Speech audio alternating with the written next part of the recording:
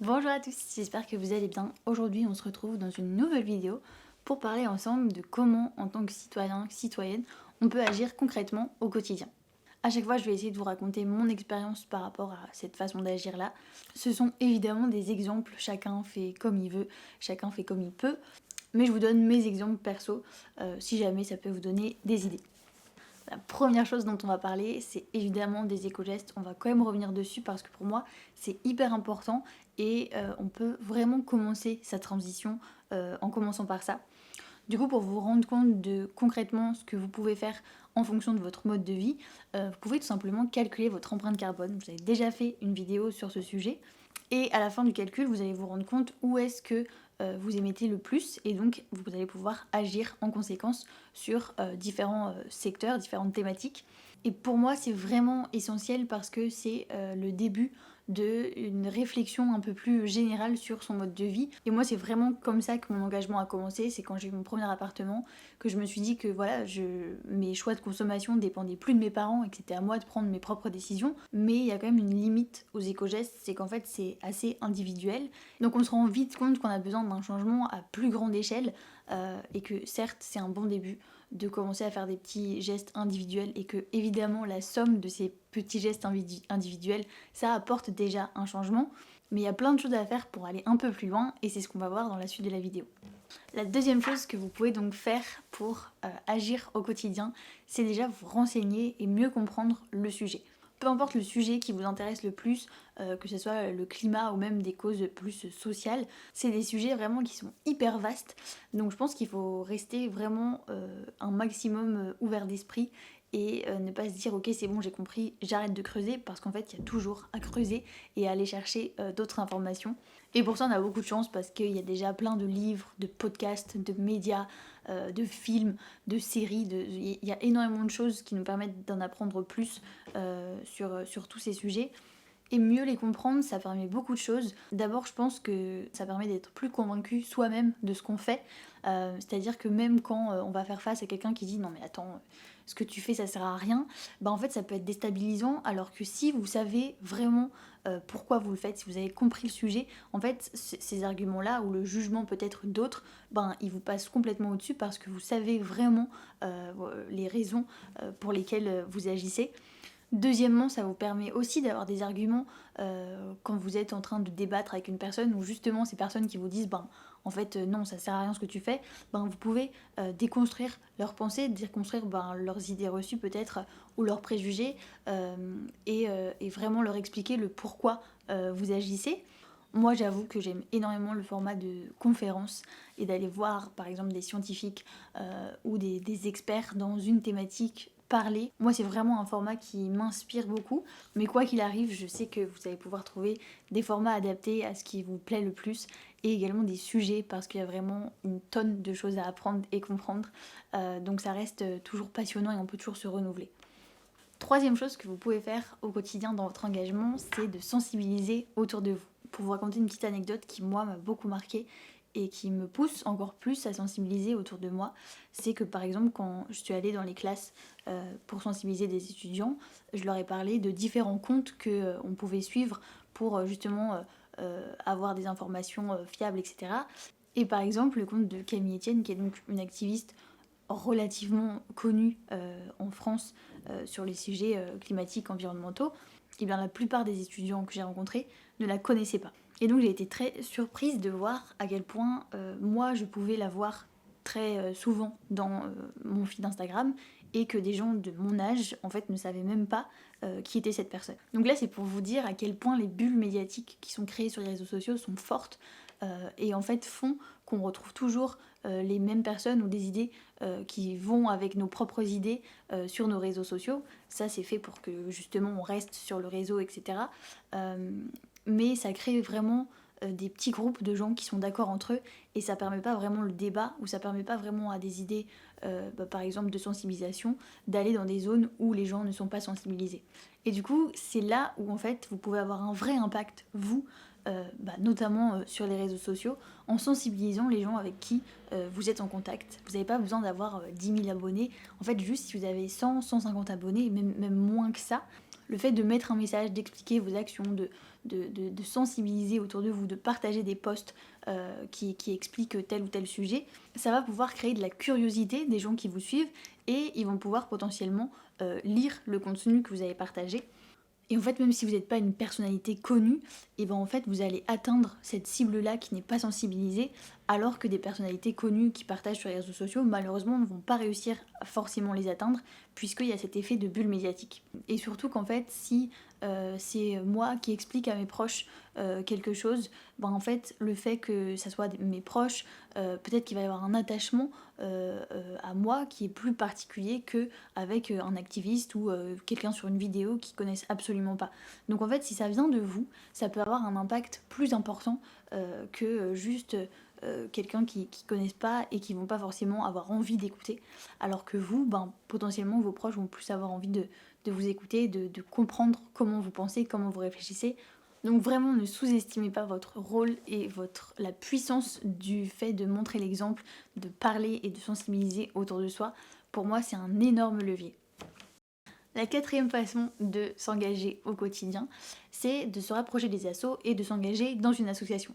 Alors certes, là je vous vois venir, vous allez me dire oui mais on donne de son temps et on gagne pas d'argent. C'est vrai, on gagne pas d'argent, mais je vous assure qu'on y gagne bien plus parfois. Pour moi, faire du bénévolat, c'est aller chercher une expérience qui va vous enrichir autrement qu'avec de l'argent, mais en fait c'est aussi des choses pour lesquelles vous auriez pu payer et qui en fait vont vous arriver gratuitement. Donc quelque part c'est vraiment du donnant-donnant et vous pouvez sélectionner vos missions de bénévolat en fonction de choses que vous avez envie d'améliorer, que vous avez envie de retrouver. Par exemple quelque chose de tout bête, mais le bénévolat c'est une manière de rencontrer des gens très facile, un peu comme le fait d'aller faire du sport. Donc c'est un exemple, mais vous pouvez aussi trouver beaucoup d'autres choses. Moi j'avoue, bon, je triche un peu parce que c'est pas vraiment que de l'engagement bénévole puisque je suis salariée dans une association en alternance qui s'appelle Make Sense et qui fait justement des programmes d'engagement citoyen qui permet de notamment aller sensibiliser dans les classes. Ça c'est un des programmes dont je vous parlais au tout début. Et moi là où j'ai vraiment vu l'intérêt, c'est que typiquement la sensibilisation que j'aime faire sur cette chaîne YouTube, bah en fait j'arrive pas à atteindre un certain type de public, c'est-à-dire que les personnes qui vont cliquer sur cette vidéo sont un minimum intéressées par le sujet. Et donc pour aller atteindre des personnes qui ne sont pas sensibilisées, qui ne s'intéressent pas au sujet, ben pour moi la seule manière c'est de vraiment sortir des écrans, sortir du numérique et d'aller les voir en vrai. Donc là moi ça satisfait des besoins. Certes je ne gagne pas d'argent sur ces missions là parce que c'est du bénévolat, mais j'y gagne à voilà être plus à l'aise en public, travailler ben, justement ma façon d'être plus convaincante ou de rendre attrayant le fait de s'engager. Donc pour moi je gagne vraiment quelque chose en faisant ces missions, c'est pas juste du don et on s'ennuie et c'est chiant, il y a un vrai intérêt à faire du bénévolat. La cinquième action que vous pouvez réaliser, elle est un peu liée à celle d'avant. L'idée c'est que si vous ne trouvez pas sur votre territoire autour de vous des associations ou des missions qui vous plaisent, vous pouvez aussi être à l'initiative vous-même, porter des projets, porter des actions. Pareil, c'est très formateur et ça vous apprend à faire plein de choses différentes, ça vous apprend à gagner en autonomie, à voir comment on construit un projet et différentes façons de le construire. Moi je me souviens la toute première chose que j'ai faite, c'était pas du bénévolat, j'étais pas dans une association, mais j'avais organisé avec une copine une collecte de déchets sur l'île d'Oléron. Et typiquement bah voilà, on avait dû se renseigner sur comment faire. On s'était beaucoup appuyé sur Surfrider, qui est donc une association qui t'envoie un petit kit avec tout ce qu'il faut pour faire une clean walk. Mais on avait aussi contacté ben, voilà, les mairies locales, les associations locales pour qu'elles puissent nous appuyer, nous amener des bénévoles, etc. Donc c'est hyper intéressant de porter ce genre d'initiative et c'est pas parce que c'est pas fait sur votre territoire qu'il y a personne qui est intéressé. Parce que c'est vrai que voilà, il y a des petites villes ou de plus en campagne où du coup il va pas forcément y avoir de grosses associations présentes sur place, mais il y a forcément des gens qui ont envie d'agir aussi et il faut aller les trouver, les chercher, mais ça peut être hyper intéressant et très enrichissant pour vous de faire ce genre d'action. Ensuite, on passe à la sixième action, et là, l'idée, ça va être de faire des dons. Je sais pas à quel point, en fait, c'est répandu, mais moi, ça fait déjà 3-4 ans que je me posais la question, en fait, mais pourquoi les millionnaires ne donnent pas leur argent dans des causes qui ont un impact positif. Ça, c'était ma grande question. Je ne comprenais pas pourquoi il n'y avait pas plus, enfin pourquoi les associations galéraient autant à avoir des fonds et des financements. Je me suis un peu retournée la question à moi-même en me disant mais toi Audrey, ok t'es pas millionnaire, mais est-ce que tu donnes à des associations? Et la réponse à l'époque était non. Donc premièrement, ça a été mon premier argument pour me dire, écoute, tu peux pas reprocher à des gens de ne pas donner si toi, tu donnes pas à toi-même. Et le deuxième point, ça a été que quand je commençais à réfléchir un peu plus à ma consommation, etc., je me disais, l'argent que je donne, il va forcément quelque part. Et typiquement, par exemple, quand je paye un abonnement Netflix, et en fait, c'est 10 € par mois qui partent à Netflix. Est-ce que vraiment j'ai envie de financer Netflix?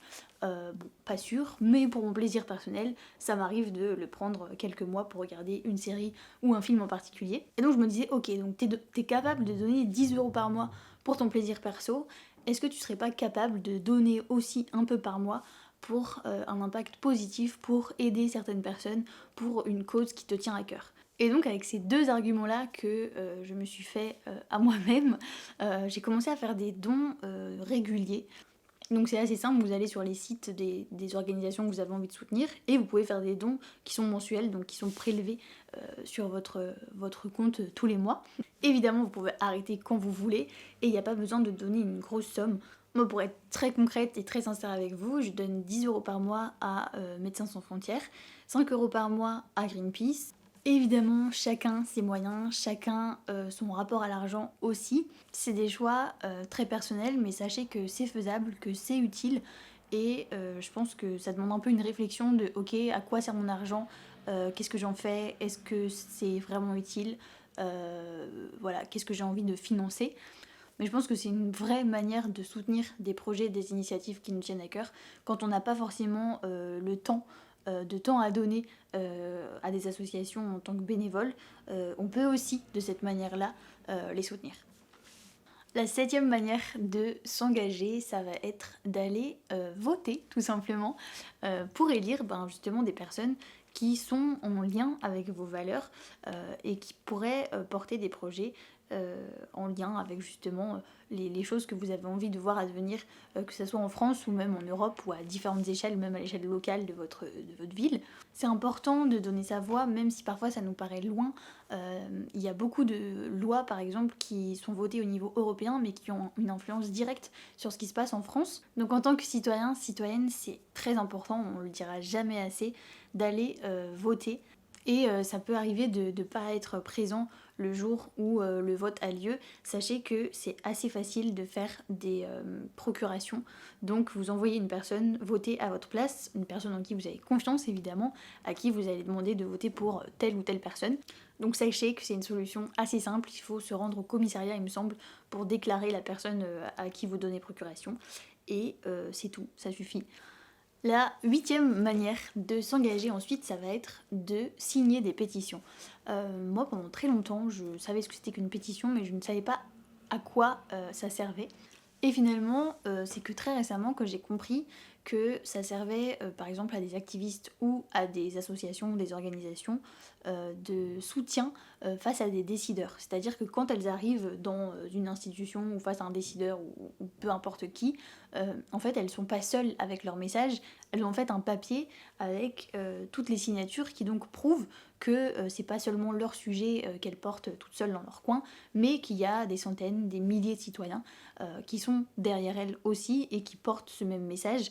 Et donc tout de suite, le poids de ce qu'elles vont dire est bien plus fort, bien plus impactant, puisqu'on sait qu'on est soutenu par tant de citoyens, citoyennes derrière. Et là, ce qui est cool, c'est que c'est vraiment un engagement qui du coup est important et qui prend vraiment quelques secondes.